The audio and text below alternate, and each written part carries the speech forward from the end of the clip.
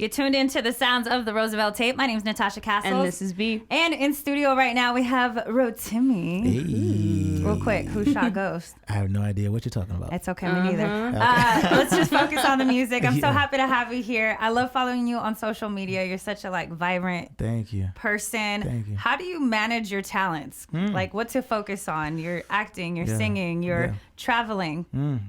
I think all of it is just represents me. I don't really put it in a box. I think what I had to do was kind of just eliminate a lot of the BS, because I generally want to create. I generally want to make dope films, dope TV, dope music. So that's what I focus on. So I think the hardest part is just eliminating all the BS. What is the BS? Like distractions. Like it could be at times it could be women, it could be friends, it could be partying, fan things like it's just anything that's taking me off path, anything. Let's talk about the project. You have the album out. We have rhythm music. Yeah. What was it like putting that all together? Were you putting that together as filming, or is it just? Oh, no, really? Yeah. It's strict schedules, multitask, right? Yeah, have to, man. It took a year to make that project. Dang. So Walk With Me took about a year, and what we did was, we had an idea of who is Rotimi, how do we want to convey that, and so I'm first generation Nigerian, so I'm the epitome of African American. You know what I mean? So with me, I wanted people to get my voice. I wanted people to understand that, we're here to stay. So that's why we took our time. Like, for example, for a month straight, I'll be on set from 7 a.m. to 9 p.m. and then go to the studio at 10 p.m. till 9 a.m. So I'd sleep and work in the studio, when I was recording. So I didn't sleep. So I'm working, shooting power, recording these records, and so it was a grind, man. But the idea, the vibe of it was supposed to be like a mixture of Akon and Craig David and myself. I hear that. I love me some Craig David, he's too. Awesome, right? I was just talking about him the other day. Yeah. Being first generation, what kind of communication, I guess, goes on with your family? Like, this is what I'm doing. Do they understand what's going on with shooting and power? And my parents always, had me multitasking all the time. So in school, I was playing basketball, piano, voice lesson, gospel choir, the head of my class. So it was everything was always so many different things. So they're used to my life being so all over the place. Right. But my mom was my first manager. And you don't really get that when you're with a Nigerian family. So she had a dream when I was in her womb that Bob Marley came to her and said that your son is going to finish my legacy. What? So 7 months pregnant. Crazy. So 2 months she was preparing to raise an entertainer basically for those last 2 months of her pregnancy. So she knew what I was going to be. Was she playing music? Music. Right. It was Bob. She played Bob all the time. Headphones on. Yeah. Right? So everything was was that since I was born, really.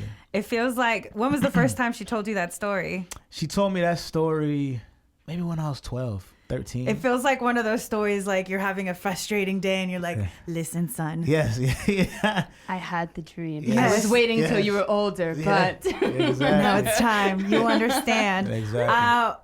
Speaking of your culture and whatnot, we wanted to talk about holidays and what you get into. I would like to learn more about Nigerian culture. What is the holiday season like for you? Well, it's a lot of jollof rice. It's a lot of agusi soup and good food. It's a lot of family, a lot of prayer. First thing you do, obviously, is wake up, look at your gifts, but it's a lot of prayer, throughout the day. So that's how we did it. It was usually me, my mom, my dad, my dogs, and family would pop in there. But yeah, very simple. And you said that you're going to be going back to Africa around Christmas time, right? Yeah, so we just got back from Nigeria. That was my first time there in 10 years. Wow. So it was a vibe, man. We killed it out there. And then going to Ghana at the end of the year.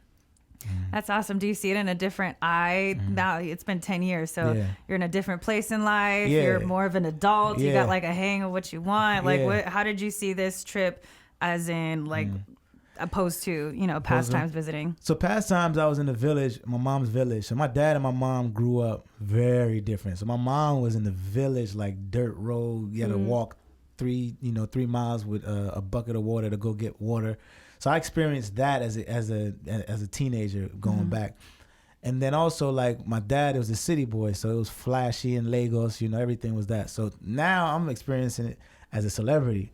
So now it's like a whole different thing. Right. You know, everything is given. Everything for is, sure. you know, so it's fly because it's so much respect, and I felt them like championing me, like, thank you for making us super relevant over there, you know, and like you're one of us. So that feeling was amazing. Do you feel like you embody that like within your music too, like the integrity, the pride of like being like Nigerian? Yeah, 100%. Even with Love Rhythm, like it's a twang. It's called pidgin, you know. So you know, I put a little pidgin in the record because I didn't want to overdo it like I lived there. But no, it's enough to show like, okay, still in you. It's still in me. It's who I am, you know. And so like that's why the first half of the record is R&B, vibey, and then the second half I just turn up and do some pidgin. So yeah, it's a beautiful, beautiful thing.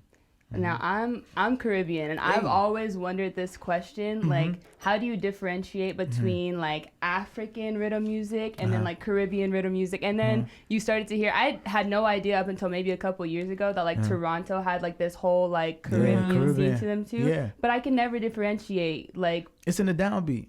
Like it's in the downbeat. It's in the production. It's in the production. In the studio, like, wait, hold on. Yeah. Because you hear like Mr. Easy and stuff like that, but then you hear like, who is it, Sean Paul and like those, like it's different. It's a downbeat. It's a downbeat. Afrobeat has like a different kick than a reggae beat. Yeah, I gotta tune in a little bit closer. Right? Yeah, it does. I mean, I guess it goes to say, like, when people try to say, like, oh, all reggaeton music sounds the same, but you're like, no, it doesn't. You? Yeah, does that annoy you? Yes, I'm like, but it doesn't. Yeah, but we even have that. It's in the downbeat. Yeah. It's just different. Shut up. It's different. Let's talk about 2020. What kind of, like, I guess, energy do you want to put in for 2020? Greatness. You know, I want people to really, I feel like this year was kind of like my coming out of who Rotimi is creatively, you know, and people's just now is valid, like, oh wow, he's multi-talented. For it's not, he's here to stay. So I think now it's to show how great I actually am, you know. And so with the music, consistent records, I think this year is going to be so powerful because the music is going to speak for itself. The movies I do, like I just finished filming Coming to America. Yes, we were just talking about that. So like, and then my next single is called In My Bed with Wale. So it's like, oh, I love that. Yeah, that's a solid collaboration. Yeah, you know, and so now it's just proving and being consistent. And is it Mr. Buttascotch in Coming to America? Buttascotch. No, actually, no. Is that I tried. They didn't let me do it. Damn. Now, because I asked him, I was like, can I say certain things? Like, can I just say like ladies, like something? He was like, no, I don't want them to like mix the two. I don't want them to mix the two. But the director was a fan of Buttascotch. So that's why it kind of worked out where he was like, all right, can you be in it? You know? But I love the character. It's dope. It's so different from who I am. So, and what people have seen me in, even the way I look is dope. Yeah, I'm excited to see you in a different light. Because I don't know about Drea. I don't know about that, man. You know what? I'm going to say this. When we come back January 5th, the way you going to feel about Dre is definitely going to change. Ooh. Watch. Well, you can't just leave us with the cliffhanger. Come like on, that. you see how I did that? Slight plug. You see how I did that? I'm sure you have like strange ass fan encounters because of your character. Oh, for what's fact. like the strangest? Like, are people really take it seriously? Oh yeah. I mean, I've never had it so it was an altercation or anything. Nah, but like it's like, oh, I hate Dre, but you cute though. Like that kind of. That is my mother-in-law. That is my mother-in-law. I told her we have a whole group chat. It's me and my aunties. We watch the show religiously. Yeah. And I was telling her that you were coming in, and I sent her your music. No, but this is his music. She goes, oh, I hate you. Exactly but he's cute though. I like his smile. I was like, Mama, I'm telling you said that. It's confusing because it's like.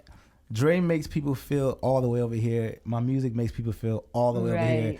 Buttascotch makes people feel all the way over here. I like Buttascotch. You know what I mean? It's so different. That's what we wanted to show, like that we're just multifaceted, you know, and like not a pick one type. Nah, like, you can't. What do you want me to do? What's necessary? Exactly. Yeah. It's show business. I mean, I guess as an actor, music is like one sector of that. Is there a role that you have yet to play that you want to play? I think Obviously, like some Marvel would be fly, you know, like action, you know. What's your superpower? Yeah, let's talk about it. What's my superpower? You thought about this? Huh? You have to have thought about this. I swear on my life, I've never thought about that. I've never thought about that. After watching Black Panther, I was thinking all the things. What like, would your superpower be? I'll be invisible, but that's just like that's like a basic one. You know what I'm saying? I want the power of focus. You want the power of focus? Extreme focus. I just want to be super and that's smart. real. So because you had to have thought about it. At some point. I think I just want to fight really well, like martial, like Blade type fighting. You know what I'm saying? Like I want to kind of bring that back, where it's not like like things coming out of my hands, but like it's actual combat. Yeah, I think that would be super fly for people to see. Street fighters. Yeah, yes, right. Like something like that. I mean, you can really actually do that with training and stuff like that. Exactly, and I think that would be cool, like just to push myself. To learn like a new I feel like you are that kind of like, what else can I do? No, seriously I would love to do that. So I think something like that would be dope for sure. Do you play any instruments? I used to play the violin. I used to play the piano. He started with the violin. He was just busy. He was started with the violin. That was the first one. Is that your instrument? No. No, I was a recorder. Oh, you know, in class, the little flute. Everybody was a recorder. You are not special woman. We all did that. Hey, but not everybody kept up with it. I played the Mr. Snake song the other day. I got that down. Yeah, you still play? You see? So you y'all kind of play me, yes. Like you literally still like I at should home. Go pull you practice. Don't try to let her play you. There was a promo piece, a Major Lazer sent in, and it was a recorder. Don't let her play. She just started playing again. And I picked it right back up. Natural. Did you? Yep. All right. I won an anthem at my friend's Thanksgiving. Perfect. A special performance by me. Say less. It's happening. Well, thank you so much for stopping by, Rotimi. Thank you for having me. I'm saying it right? Yeah, Rotimi. Yeah. Rotimi. Mm-hmm. Does it mean anything? It means God stand by me. There we go. Yeah. That's beautiful. Thank you. I don't want to say anything else. Well, thank you for stopping by the Roosevelt tape.